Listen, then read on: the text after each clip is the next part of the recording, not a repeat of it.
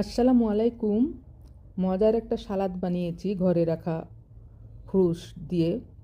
শরীরে জলীয় পদার্থ ধরে রাখার জন্য এই স্যালাডটি আপনারা খেতে পারেন। ফ্রুট স্যালাদ ডিনারে এই স্যালাদ রাখতে পারেন, ঘরে থাকা ফল দিয়েই তৈরি হয়ে যাবে। শরীর সুস্থ রাখার জন্য এই সালাদটা খাওয়া অত্যন্ত উপকারী। ভাজাভুজি তেল মশলাদার খাবার যত কম খাওয়া যায় ততই ভালো। সঙ্গে স্বাস্থ্য রক্ষা করতে খেতে হবে বেশি করে ফল, আর একটু বুদ্ধি খাটিয়ে এই স্যালাডটি বানিয়ে নিতে পারেন। আমি দিয়েছি প্রথমে কিছু শসা কুচি, তারপরে পাকা কলা টুকরো করে কেটে দিলাম, আপেল দিয়েছি, পেয়ারা, তারপরে টমেটো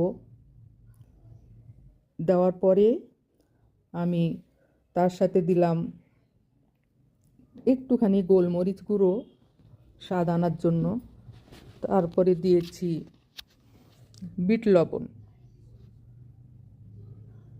এবং খেজুর কুচি, আমার গাছের করমচা ফল। তারপরে বিট লবণ দিলাম, গোলমরিচ গুঁড়ো দিলাম, সাথে দিয়েছি আরও লেবুর রস, একদম বেশ খানিকটা চিপে দিয়ে দিলাম লেবুর রস।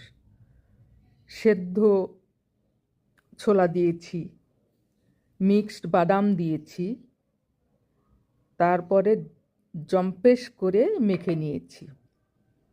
একটু কাঁচামরিচ কুচিও দিয়েছি স্বাদ আনার জন্য এবং ভিটামিন আনার জন্য।